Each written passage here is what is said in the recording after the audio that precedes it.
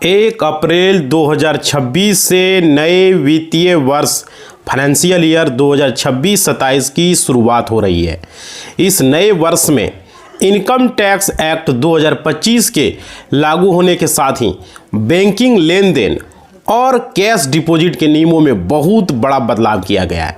अगर आपका saving account है तो उसमें क्या कैश की लिमिट रहने वाला है, करंट अकाउंट है तो उसमें क्या रहने वाला है, मतलब पूरी तरीके से इस वीडियो में आपको बताएंगे। आप अगर जो है अपने बचत खाते यानी सेविंग अकाउंट में कितना कैश जमा कर सकते हैं, कितना कैश निकाल सकते हैं, क्योंकि आपको पता होगा आयकर विभाग की नज़र होती है और नोटिस जो है आपको ये ध्यान रखना पड़ता है, कभी भी नोटिस आपको आ सकता है।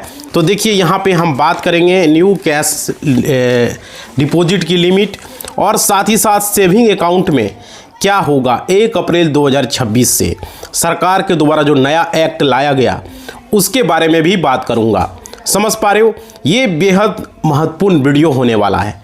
साथियों बताया जा रहा है जो इनकम टैक्स एक्ट 2025 और सरकार ने अभी फरवरी में 2026 में जो नया इनकम टैक्स नियम लाया है ये आपको समझना ज़रूरी है, क्योंकि 1 अप्रैल 2026 से ये लागू होने वाले हैं और मार्च स्टार्ट हो चुका है, समझ रहे हो ना। तो इसकी जानकारी आपको होनी चाहिए कि सेविंग अकाउंट को लेकर के जो कैश डिपॉजिट है उसका जो है न्यू लिमिट जारी की गई है और बहुत सारे लोगों को पता नहीं है। समझ पा रहे हो, अगर जो है आपको इन नियमों की जानकारी नहीं है, आपने केस जमा कर दिया तो आपको सीधा इनकम टैक्स डिपार्टमेंट के द्वारा आपको नोटिस जो है भेजी जा सकती है। समझ पा रहे हो, और क्या उसके बाद जो है इनकम टैक्स के नए नियम को आपको जानना बेहद ज़रूरी है। यहाँ पर हम बात करेंगे अगर आप सेविंग अकाउंट में लिमिट से ज़्यादा पैसा जमा कर देते हो, करंट अकाउंट में ज़्यादा कर देते हो, एफडी ज़्यादा कर देते हो, तो आपको इनकम टैक्स का नोटिस आ जाता है। और किसी को कैश दे देते हो लिमिट से ज़्यादा, आप लोगों को पता ही नहीं रहता है, आप लोग अपना मनमाना 2 लाख 5 लाख जाके किसी को कैश दे देते हो, तो वहाँ पर भी आपको जो है पेनल्टी लगता है। बहुत सारे ऐसे लोग जिसको पता नहीं है भाई कि कितना कैश किसी से लेना है। तो इस वीडियो में बात करेंगे हम सारी चीज़ें। आप कैश डिपॉजिट जो करते हो, आप यूपीआई जो करते हो, जो आप एनएफटी करते हो, आरटीजीएस करते हो, बहुत सारे लोग ऑनलाइन मोड में करते हैं, तो उसके बारे में भी बात करेंगे। चाहे वो सेविंग अकाउंट हो चाहे वो करंट अकाउंट हो, अब अगर पैसा जमा करवाते हैं तो उसकी भी एक लिमिट होती है, समझ रहे हो। तो उसकी लिमिट आपको पता ही नहीं है। आप देखिए सिर्फ कैश की रिगार्डिंग जो है लिमिट दी गई है, बहुत सारे लोगों को पता नहीं है। बट देखिए हम आपको यहाँ बताएंगे, कैश सरकार नहीं चाहती कि ज़्यादातर लोग ब्लैक मनी को बढ़ावा दे, क्योंकि कैश से ब्लैक जो है मनी एक तरीके से मतलब कहते हैं दूसरे काम हो सकते हैं, किसी को पता ही नहीं चल पाता कैसे क्या हुआ, किसको दिया। ऑनलाइन में हमने किसी को पैसा ट्रांसफ़र किया या आपने किसी को पैसा ट्रांसफ़र किया तो वहाँ पर एक रिकॉर्ड रहता है, या कोई पैसा आया तो उसमें सरकार ने लिमिट अभी नहीं लगाई है। अब देखिए यहाँ पे आपको बता दें, कैश को सरकार बढ़ावा नहीं देना चाहती, सरकार ऑनलाइन को बढ़ावा दे रहा है। UPI, internet banking, mobile banking, ये सब चलाइए। समझ पा रहे हो, तो यहाँ पे दिया गया ऑनलाइन के माध्यम से पैसा आप किसी को ट्रांसफ़र करें, कोई भी काम है ना, तो यहाँ पर है कैश अगर जमा कर देते हैं, अगर आपने जो जमा किया तो आपको यहाँ लिमिट पता होनी चाहिए। बहुत सारे से लोग हैं जो कैश में अपना काम करते हैं, बिजनेस वगैरह करने वाले लोग, तो उनको प्रॉब्लम हो जाती है। अगर वो ज़्यादा कैश अपने पास निकाल लेते हैं एटीएम से या ब्रांच से, लगातार वो 10,000 20,000 50,000 निकाल रहा है पर डे, तो उसको इनकम टैक्स नोटिस आने से उसको कोई नहीं रोक सकता है। कंटिन्यू 2 लाख से ज़्यादा जमा करोगे तो उसकी क्या होगी, चलिए इस वीडियो में सारी चीज़ें मैं बात करूंगा। नमस्कार साथियों, मेरा नाम एडवोकेट विजय वर्मा है, आप देख रहे हो टेक्निकल वाले हौसला। साथियों यहाँ पे आप लोगों को देखिए बहुत सारे लोग हैं जो कैश जमा कर देते हैं, उनको पता नहीं होते हैं, समझ रहे हो। तो देखिए यहाँ पे हम सबसे पहले बताएंगे लिमिट जो सरकार के द्वारा है, जैसे 10 लाख की है, तो अभी 10 लाख की है, लेकिन इसमें थोड़ा बदलाव हुआ है। अब बदलाव क्या किया गया समझिएगा, पैन कार्ड अगर आपके पास है तो 10 लाख की लिमिट है, लेकिन बहुत सारे लोगों को पता नहीं है कि बहुत सारे ऐसे लोग हैं जिसके पास पैन कार्ड नहीं है, तो उसकी क्या लिमिट है। वो सोचता है कि मेरा भी 10 लाख लिमिट है। तो देखिए उस केस में अगर आपकी पैन कार्ड नहीं है तो आपकी 5 लाख ही लिमिट है, जिस अकाउंट में जिसका पैन कार्ड लिंक नहीं है। समझ पा रहे हो, उसका 5 लाख ही लिमिट है। बहुत सारी चीज़ें आप लोगों को जानना होगा। अगर आप कैश जो है डिपॉजिट करते हो सेविंग अकाउंट के अंदर, तो आपको जो है यहाँ पे ये जानना होगा। और बहुत सारे ऐसे भी लोग हैं, उनको ये भी नहीं पता कि उनके पास एक से ज़्यादा सेविंग, किसी के पास 2 है, 4 है, 5 है, 10 है ना। तो भाई अगर मान लीजिए आपके पास इतना सेविंग अकाउंट है, 5-10 अकाउंट है, तो आपको जो है यहाँ पे छोटे छोटे अमाउंट अब इसमें कर रहे हो, किसी में 50,000, किसी में 10,000, किसी में 20,000, है ना, कर रहे हो, पैसे डाल रहे हो, तो उन्हें लगता है कि कोई भी उनको इनकम टैक्स डिपार्टमेंट उनको रिपोर्ट नहीं भेज पाएगा, उनको पता नहीं चल पाएगा।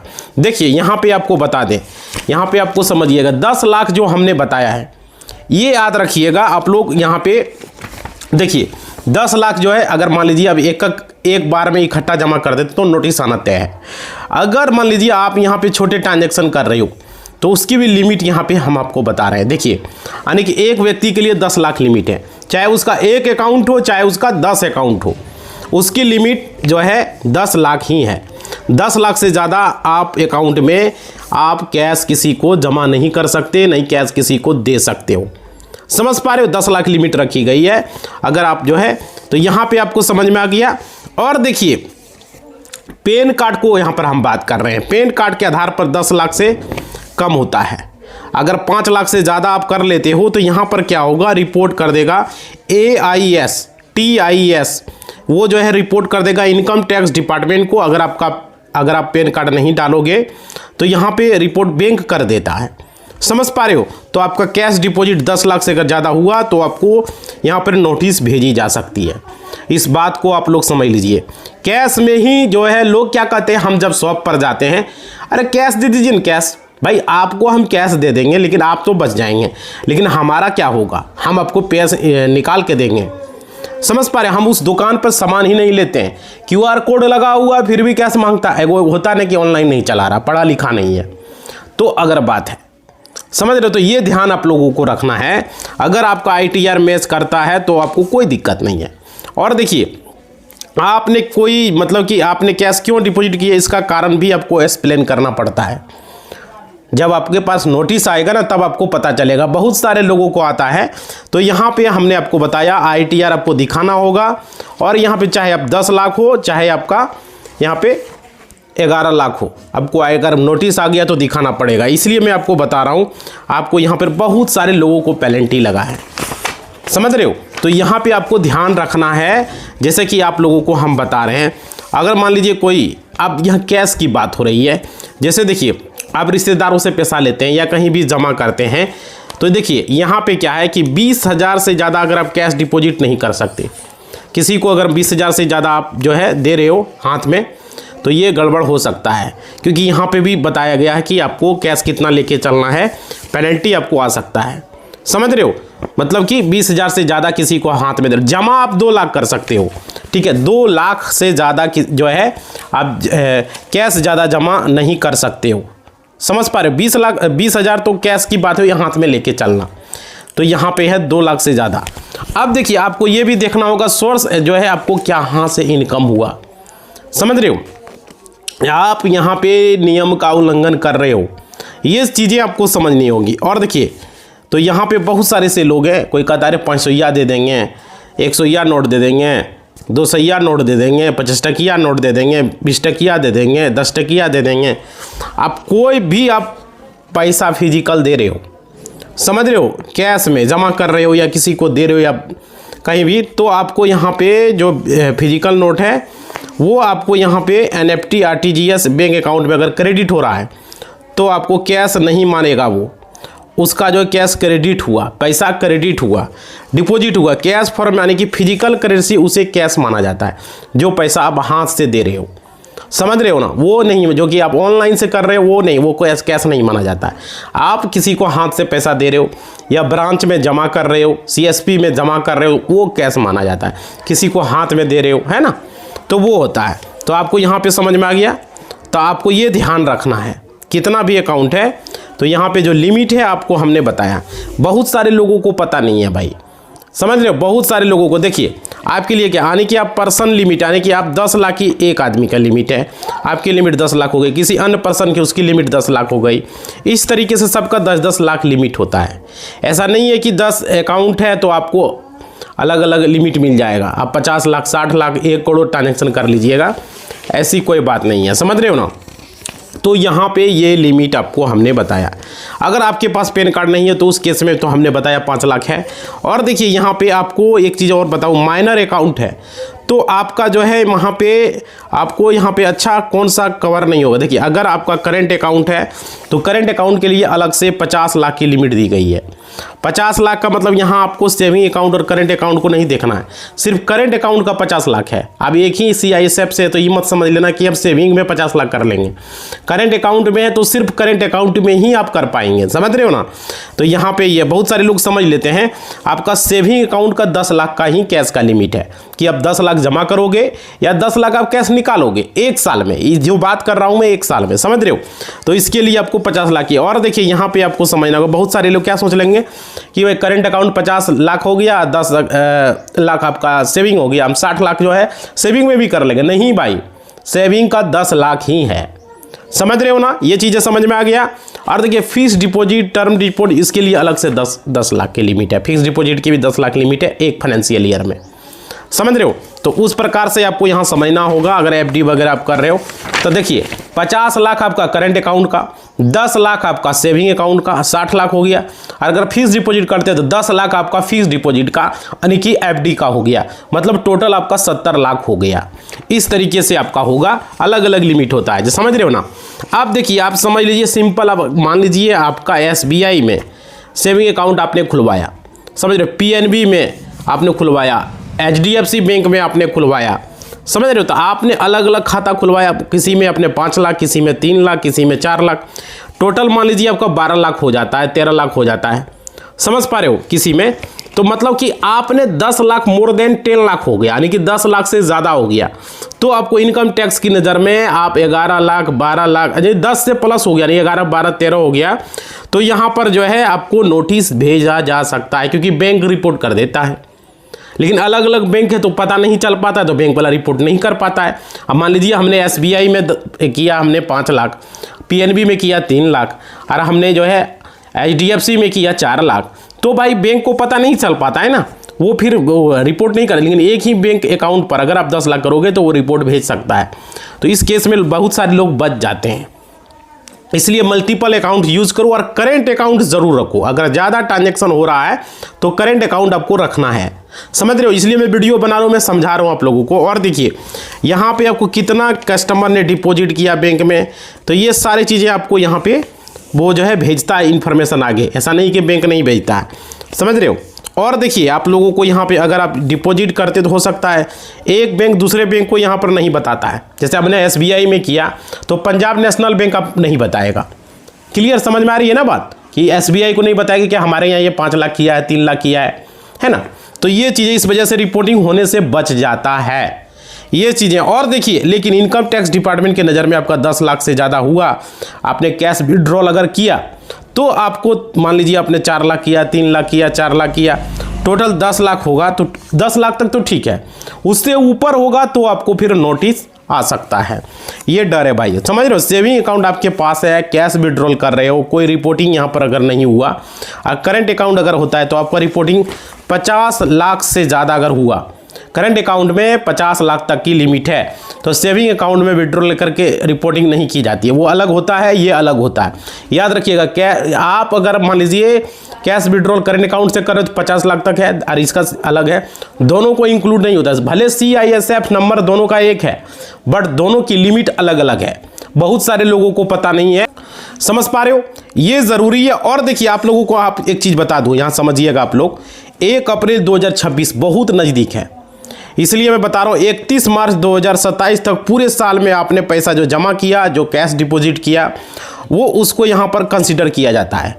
और क्या यहाँ पे आप लोगों को कैश डिपॉजिट करते हो, कैश विड्रॉल करते हो, तो वो सारी चीज़ें जो है यहाँ पे नोट कर किए जाती है। और देखिए इनकम टैक्स डिपार्टमेंट जो है सिर्फ कैश डिपॉजिट देखेगा कि आपका जो कैश डिपॉजिट है, यानी जो क्रेडिट साइड है आपका, वो यहाँ पर टोटल कितना है वही चेक करता है। कैश के द्वारा आप कितना कर रहे हो और विड्रॉल कितना कर रहे हो कैश के द्वारा, भाई समझ रहे हो, वो चीज़ें देखे जाते हैं। आपने ऑनलाइन से क्या किया उतना ध्यान उस पर नहीं दिया जाता है, समझ रहे हो। और यहाँ पे तो आप समझ लीजिए, सिंपल एक एग्जांपल से मैं आपको बता रहा हूँ कि मान लीजिए आपने अगस्त में, अप्रैल में, जनवरी में, अलग अलग महीनों में, किसी महीना में 4.5 लाख, किसी महीना में 3 लाख, है ना, किसी महीना में मान लीजिए आपने इस तरीके से मान लीजिए 2 लाख 3 लाख के आसपास जो है आपका आपने किया किसी महीना में, टोटल 10 लाख से ज़्यादा हो गया। समझ रहे हो। तो यहाँ पे किसी महीना मतलब इस तरीके से किया, तो यहाँ आपको जो है यहाँ पर फाइनेंशियल ईयर में आपको क्या किया जाएगा, रिपोर्ट किया जा सकता है। समझ रहे हो, इसलिए आपको ध्यान रखना है यहाँ पे। तो आपको यहाँ पे एक चीज़ें समझ लीजिए, बहुत सारे लोगों को ये जानकारी नहीं होता है यहाँ पे कि उसका कितना आपका हो रहा है, अलग अलग अगर अकाउंट है। तो देखिए यहाँ पे जो सरकार के द्वारा जो लिमिट बताई गई है वो आपको एक बार अच्छे तरीके से मैं आपको समझा देता हूँ। आप वीडियो में जुड़े हो, आपको समझ में आ जाएगा। देखिए 1 अप्रैल 2026 से नए वित्तीय वर्ष फाइनेंशियल ईयर 2026-27 की जो शुरुआत हो रही है, इस नए वित्तीय वर्ष में जो इनकम टैक्स जो एक्ट है 2025 में लागू होने के साथ ही बैंकिंग लेन देन और कैश डिपॉजिट के नियमों में बहुत बड़ा बदलाव है। और यहाँ पे जो बताया गया है, अगर आप अपने बचत खाते यानी कि सेविंग अकाउंट में अगर आप कैश जमा करते हो तो आपको आयकर विभाग की नज़र और नोटिस दोनों को ध्यान रखना होता है। और यहाँ पे आयकर विभाग के नियमों के अनुसार बैंकों को उच्च मूल्य वाले लेन देन जो है ट्रांजैक्शन पर उसको रिपोर्ट ध्यान रखना पड़ता है। जैसे कि मान लीजिए 10 लाख की वार्षिक सीमा को लेकर के, जैसे यदि आप एक वित्तीय वर्ष में आपने एक से अधिक बचत खाते कुल मिलाकर के 10 लाख से जो है ज़्यादा यानी कि अधिक नगद जमा करते हो, है ना, कैश विड्रॉल करते हो, और इसकी जानकारी आयकर विभाग को जो है स्टेटमेंट ऑफ फाइनेंशियल ट्रांजैक्शन मतलब SFT के माध्यम से दे दिया जाता है। समझ रहे हो। और क्या, बिना पेन वालों के लिए देखिए यहाँ पे बिना पेन वालों को समझना होगा, ये किसी ने आपको नहीं बताया, मैं यूट्यूब पर बता रहा हूँ। देखिए 2026 के नए नियमों के सुझावों के अनुसार जिन लोगों के पास पेन कार्ड नहीं है, समझ रहे हो, उनके लिए ये रिपोर्टिंग सीमा 5 लाख तक ही है। 5 लाख से कम ही करना है, ज़्यादा नहीं करना है। आप समझिए 50,000 प्रतिदिन, एक दिन में 50 से अधिक जमा करने पर पेन कार्ड देना पड़ता है। 50,000 से जैसे ही प्लस होगा पेन कार्ड नंबर आपको चाहिए ही चाहिए, नहीं तो नहीं हो पाएगा। इसलिए बोलता है कि खाते में पेन कार्ड नंबर लगाइए। अब देखिए 2 लाख की समय धारा 269 ST में देखिए इसमें क्या कहा गया है वो समझिए। किसी भी एक व्यक्ति से एक दिन में 2 लाख या उससे अधिक नगद प्राप्त करना प्रतिबंधित है। मतलब ऐसा करने पर आपको जुर्माना लग सकता है। ये सरकार के नियम है भाई जो हम बता रहे हैं, समझ रहे हो। तो यहाँ पे और देखिए नोटिस केवल पैसा जमा करने पर ही नहीं बल्कि अघोषित आय पर भी आता है। ऐसा नहीं कि आप पैसा जमा कर रहे हो तो उसी पर आपको सिर्फ नोटिस आएगा। यहाँ पर आय में भी अंतर, जैसे कि देखिए आय और जमा में अंतर क्या वो समझ लीजिए। पहले यहाँ पे आपने ITR में अपनी सालाना कमाई मान लीजिए आपने बताया कि 5 लाख आपने दिखाए, लेकिन बैंक में आपका मान लीजिए 20 लाख आपने जमा कर दिया या 10 मान लीजिए 15 लाख आपने जमा कर दिया बैंक में, तो यहाँ पे ये हो सकता है। समझ रहे हो। और क्या ITR नो भरना, 10 लाख से अधिक जमा किया, रिटर्न फाइल नहीं किया, समझ रहे हो, तो यहाँ पे आपको प्रॉब्लम हो जाएगी। इस बात को आपको ध्यान रखना है। और देखिए 50,000 की सीमा से बचने के लिए बार बार आपको छोटे अमाउंट जमा करना भी अब आयकर विभाग का AI सॉफ्टवेयर का में पकड़ में आ जाता है, क्योंकि अब AI सॉफ्टवेयर आ चुका है। और यहाँ पे अगर आपने पिछले 3 सालों से ITR फाइल नहीं किया तो 1 साल में 20 लाख से अधिक केस जो है लेन देन पर आपका 2% का TDS काट लिया जाएगा। समझ पा रहे हो। मतलब 3 साल तक ITR अगर फाइल नहीं किया तो 20 लाख से अधिक कैश कर रहे हो, निकाल रहे हो तो 2% का TDS कटेगा। और 1 करोड़ पर जैसे कि बहुत सारे लोग पूछ रहे थे, तो देखो नियमित टैक्स भरने वालों के लिए ये सीमा 1 करोड़ है, जिसके बाद आपको निकासी पर 2% TDS कटेगा अगर आपने कैश निकाला है तो यहाँ पे आपको सालाना जो है, अगर यहाँ समय सीमा है समझ लीजिए, सालाना केस का जमा है 10 लाख सेविंग अकाउंट पर, आयकर विभाग को ऑटोमेटिक रिपोर्ट 10 लाख से होगा, चला जाएगा। उसके बाद बिना पेन वालों का 5 लाख है, समझ रहे हो। तो ये है। और देखिए नगद निकासी अब नॉन ITR फाइल वालों के लिए यहाँ पे 20 लाख तक है। अगर आप ITR फाइल नहीं करते हो तो आपका जो है यहाँ पे 20 लाख तक है, 2% का TDS काट लिया जाएगा। और यहाँ पे FD में नगद निवेश आप 10 लाख तक कर सकते हो, उसके ऊपर हुआ तो आपका फिर बैंक को रिपोर्ट कर दिया जाएगा। समझ रहे हो इस तरीके से। और देखिए कैश की जगह आप UPI इस्तेमाल करें, इसका उपाय क्या है वही हम बता रहे हैं। आप नेफ्ट का इस्तेमाल करें, ज़्यादा पैसा अगर आप किसी को भेज रहे हो, या तो नेट बैंकिंग का उपयोग करें, ये सारी चीज़ें कर सकते हो। यूपीआई इस्तेमाल करोगे तो एक अकाउंट है तो 1-1 लाख करके भेजोगे, एक नंबर, दूसरा नंबर है तो 2 लाख भी जा सकता है ना। अगर दो सिम कार्ड है तो 2 लाख जा सकता है, एक नंबर से 1 लाख ही एक दिन का लिमिट है। और देखिए यहाँ पे यदि आपने अपनी ज़मीन बेची है या परिवार से मतलब कि उपहार गिफ्ट लिया है तो उसकी दस्तावेज प्रमाण आपको, गिफ्ट डीड आपको पास में रखना है, याद रखिएगा। और यहाँ पे इनकम टैक्स पोर्टल पर जाकर अपना एनुअल इन्फॉर्मेशन स्टेटमेंट समय समय पर देखते रहे, मतलब कि बैंक ने क्या रिपोर्ट किया है वो चीज़ें आप वहाँ पर आपको देखना है।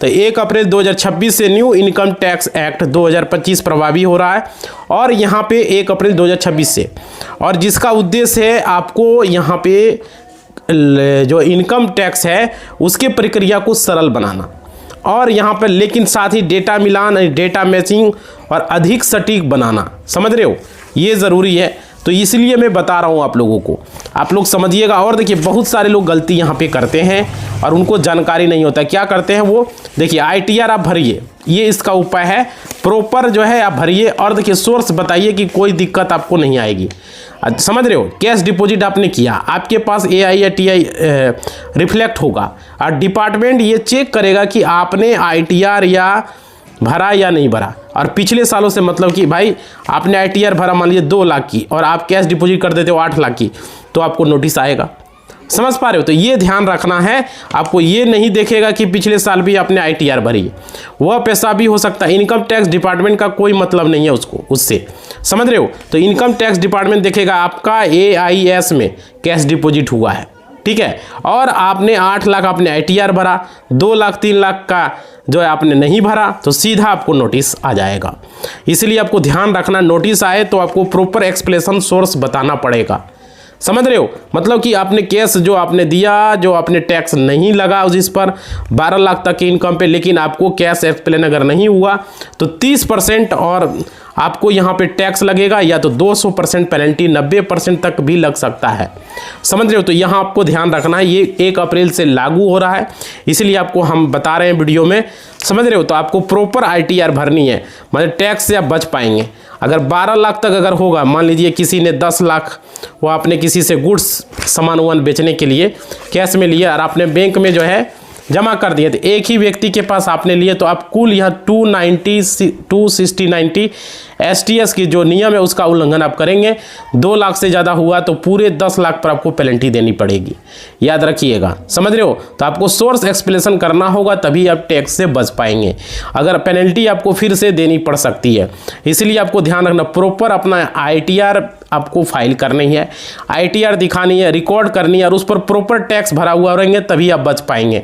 नहीं तो आपको यहाँ पे जो है 100% या 200% का आपको जो है यहाँ पे टैक्स लग सकता है, समझ रहे हो। तो ये ध्यान आपको रखना है। इसलिए अगर आपके पास पैन कार्ड है तो 10 लाख, पैन कार्ड नहीं है तो 5 लाख, सेविंग अकाउंट में, करेंट अकाउंट में 50 लाख, FD करा रहे हो तो 10 लाख, ये लिमिट है। अब 20 लाख से ज़्यादा आपका हो रहा है, आप सर्विस दे रहे हो तो आपको ITR आपको ज़रूरी है फाइल करना, साथ ही साथ आपको GST नंबर लेना। 40 लाख कर रहे हो तो वस्तुओं के लिए, तो वहाँ पर फिर आपको जो है क्या बोलते हो, GST आपको लेना होगा, समझ रहे हो। तो ये ज़रूरी है जो हम वीडियो में आपको बता रहे हैं, बहुत सारे लोग आपको नहीं बताते होंगे, समझ पा रहे हो।